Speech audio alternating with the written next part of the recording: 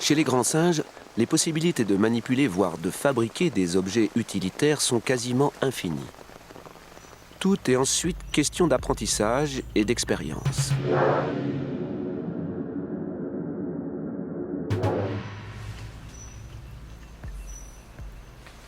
C'est l'heure à laquelle ils aménagent un nid dans les arbres.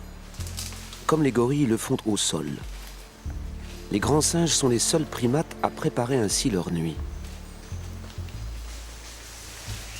Leur paillasse est confectionnée avec un tel souci de confort que certains chercheurs vont jusqu'à l'appeler un lit.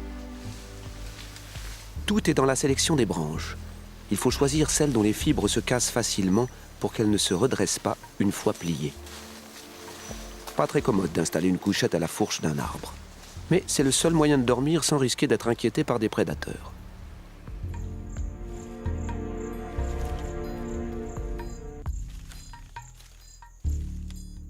D'après certains primatologues, l'aménagement d'un nid serait plus qu'une simple manipulation d'objets.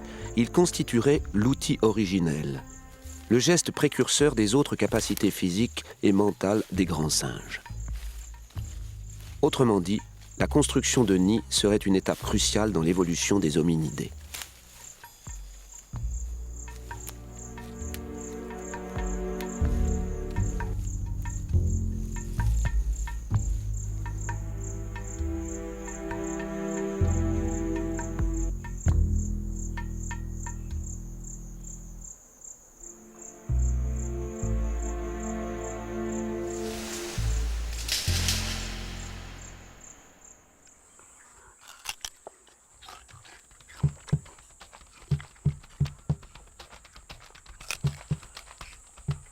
Les grands singes fabriquent parfois différents outils avec une même matière. C'est le cas de nos plus proches cousins, les bonobos, qui vivent dans les forêts équatoriales de la République démocratique du Congo. Comme les chimpanzés, ils utilisent le feuillage à des fins de confort en confectionnant des coussins pour s'isoler de l'humidité du sol et se protéger des insectes.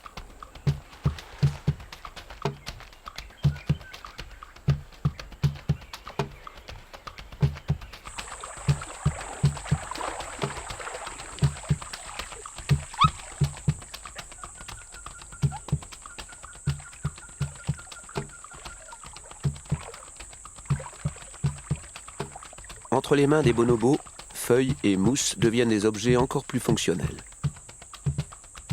Des éponges pour la toilette personnelle ou les séances d'ablution mutuelle.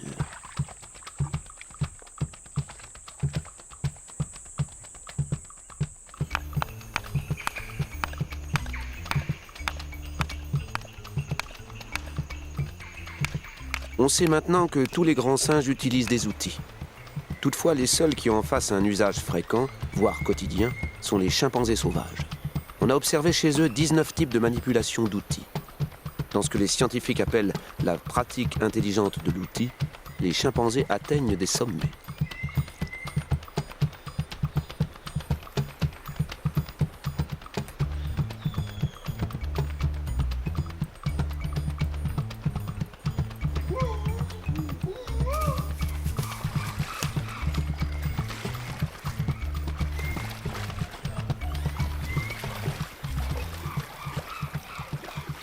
Il arrive que les mâles dominants, lorsqu'ils patrouillent sur leur territoire, utilisent un bâton comme une arme dissuasive pour intimider leurs congénères et forcer le respect.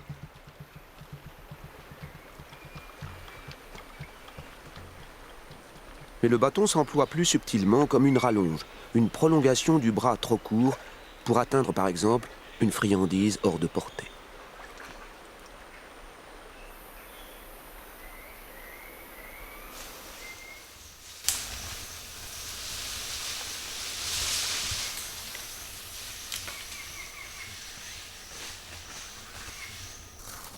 Beaucoup d'outils servent aux chimpanzés à varier leur alimentation. Aller plus loin permet d'atteindre des mets plus riches et plus diversifiés. Dans la forêt de Mahale, en Tanzanie, une population de chimpanzés pratique, à l'aide d'une brindille, la pêche aux fourmis.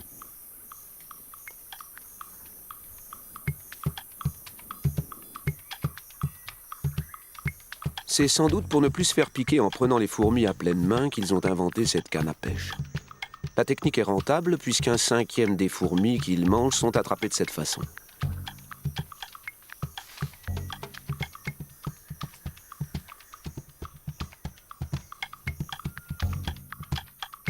Le bâtonnet qu'ils plongent au cœur de la fourmilière n'est pas ramassé au hasard.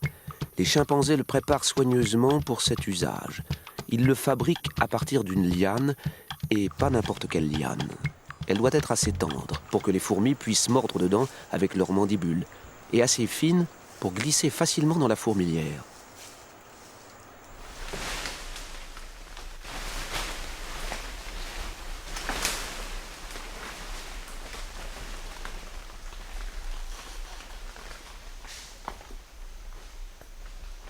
La technique de la pêche aux fourmis est en fait assez peu répandue chez les chimpanzés. Elle n'est pratiquée que par quelques populations qui la transmettent à leur descendance par apprentissage. Il faut des années pour maîtriser ce savoir-faire.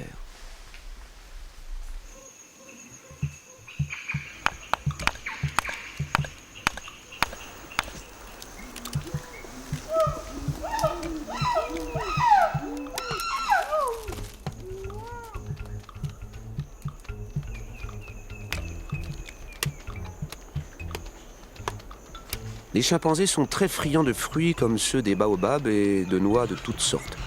Mais comment les déguster si l'on ne parvient pas à les briser ?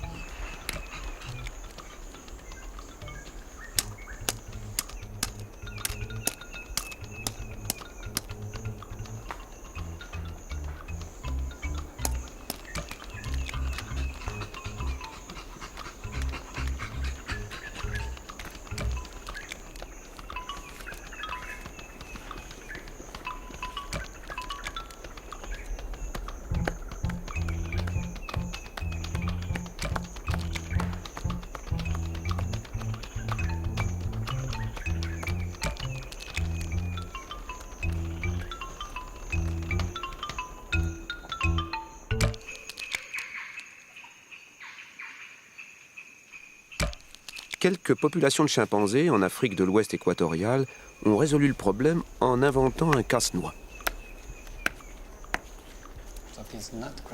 Ces chimpanzés utilisent deux pierres entre lesquelles ils cassent les noix. Dans ce cas précis, il vous faut deux outils. D'un côté un marteau, de l'autre une enclume. Un seul objet ne suffit pas, il en faut deux. Et ça complique beaucoup les choses. Parce que non seulement ils doivent utiliser deux pierres, mais en plus il faut bien qu'en même temps, ils regardent la noix.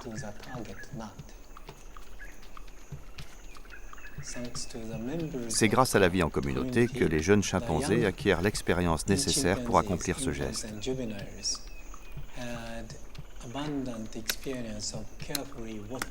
Ils observent longuement les adultes lorsqu'ils cassent des noix entre deux pierres. Et voilà maintenant 3 ans, 4 ans, voire 7 ans pour certains qu'ils apprennent à se servir du marteau et de l'enclume. Sans cela, ils seraient incapables de le faire. Des pierres, il y en a en abondance. Les chimpanzés de Bossou n'ont pas besoin d'en transporter. Partout où ils trouvent des noix, ils trouvent aussi quantité de pierres à proximité. J'ai vu des chimpanzés transporter des pierres vers les noix, ou récolter des noix et les emporter jusque là où étaient les pierres. Les deux cas de figure existent. Mais ce n'est jamais à plus de 5 ou 10 mètres. Nous cherchons à comprendre comment ce savoir-faire se transmet d'une génération à la suivante. Moi, je pense que l'apprentissage par l'observation d'un maître est très important. Tout d'abord, la mère, ou n'importe quel autre chimpanzé adulte de la communauté, donne l'exemple. Montre la bonne façon d'utiliser les pierres pour ouvrir les noix. Deuxième point, le petit est poussé par une très forte motivation, une motivation intrinsèque, à observer l'adulte et à imiter son comportement. Troisième point, la mère et les autres adultes sont très tolérants envers le petit. Ils le laissent faire chaque fois que spontanément il veut essayer.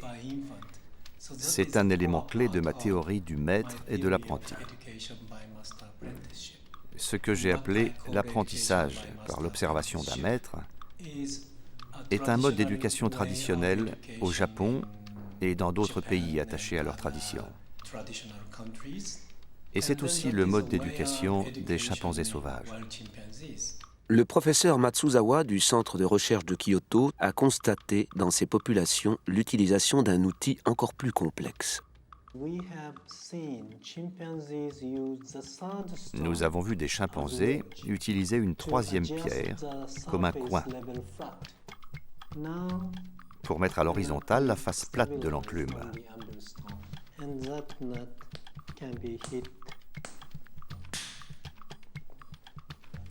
Maintenant, la noix est stable et le chimpanzé peut la casser pour manger l'amande.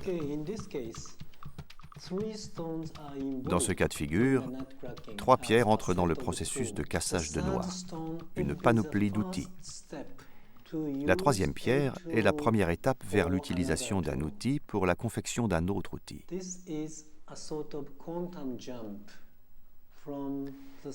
Là, on va encore plus loin dans l'utilisation d'un outil à des fins précises, puisqu'il y a mise en œuvre d'un autre outil pour modifier le premier.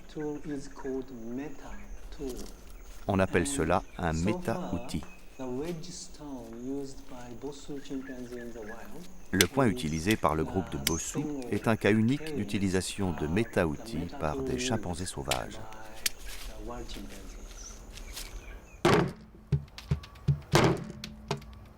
Frédéric Julian a comparé les différentes techniques de cassage des noix en usage chez d'autres populations de chimpanzés d'Afrique de l'Ouest. Sur le site de Bossou sont des enclumes mobiles et elles peuvent servir indifféremment, soit d'enclumes, soit de percuteurs. Et sur le site du Banco, en Côte d'Ivoire, j'ai pu observer les chimpanzés utiliser cette enclume. On voit les traces de cupules qui ont servi à casser les noix, où les chimpanzés ont posé leurs noix et cassé, qui au préalable avait été utilisé sur une autre face, et on a découvert sur l'autre face une cupule d'utilisation, et donc cette enclume avait au préalable servi probablement de percuteur, et les chimpanzés s'en étaient servis de percuteurs.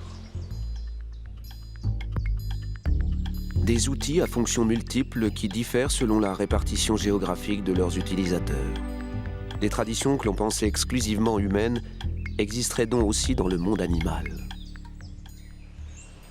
Imaginons que nous trouvions un tel outil sur un site préhistorique.